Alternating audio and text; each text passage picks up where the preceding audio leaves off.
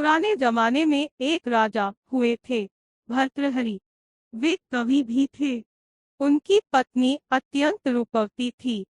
भर्तृहरि ने स्त्री के सौंदर्य और उसके बिना जीवन के सूनेपन पर 100 श्लोक लिखे, जो श्रृंगार शतक के नाम से प्रसिद्ध है। उन्हीं के राज्य में एक ब्राह्मण भी रहता था, जिसने अपनी निस्वार्थ पूजा से देवता को प्रसन्न कर लिया।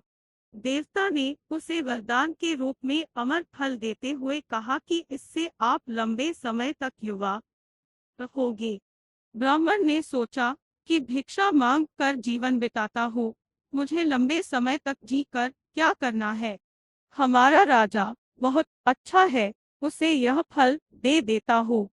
वह लंबे समय तक जिएगा तो प्रजा भी लंबे समय तक सुखी रहेगी।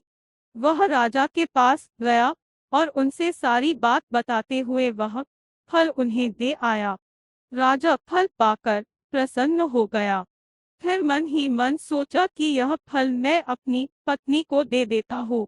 वह ज्यादा दिन युवा रहेगी तो ज्यादा दिनों तक उसके साहचर्य का लाभ मिलेगा। अगर मैंने फल खाया तो वह मुझसे पहले ही मर जाएगी और उसके वियोग में मैं भी नहीं जी सकूंगा। उसने वह फल अपनी पत्नी को दे दिया। लेकिन रानी तो नगर के कोतवाल से प्यार करती थी। वह अत्यंत सुदर्शन, हृष्ट पुष्ट और बातूनी था। अमर फल उसको देते हुए रानी ने कहा कि इसे खा लेना, इससे तुम लंबी आयु प्राप्त करोगे और मुझे सदा प्रसन्न करते रहोगे। फल लेकर कोतवाल जब महल से बाहर निकला तो सोचने लगा कि रानी के साथ तो मुझे धन दौलत के लिए झूठ मूठ ही प्रेम का नाटक करना पड़ता है, और यह फल खाकर मैं भी क्या करूंगा। इसे मैं अपनी परम मित्र राज नर्तकी को दे देता हूँ। वह कभी मेरी कोई बात नहीं टालती। मैं उससे प्रेम भी करता हूँ, और यदि वह सदा युवा रहेगी तो दूसरों को भी सुख दे पाएगी।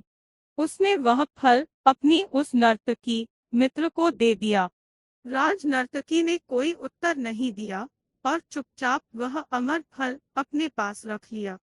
कोतवाल के जाने के बाद उसने सोचा कि कौन मूर्ख यह पाप भरा जीवन लंबा जीना चाहेगा। हमारे देश का राजा बहुत अच्छा है, उसे ही लंबा जीवन जीना चाहिए। यह सोचकर उसने किसी प्रकार से राजा से मिलने का समय लिया और एकांत में उस फल की महिमा सुनाकर उसे राजा को दे दिया और कहा कि महाराज, आप इसे खा लेना। राजा फल को देखते ही पहचान गया और भांचक रह गया।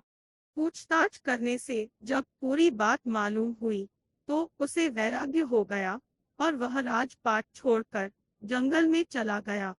वहीं उसने वैराग्य पर 100 श्लोक लिखे, जो कि वैराग्य शतक के नाम से प्रसिद्ध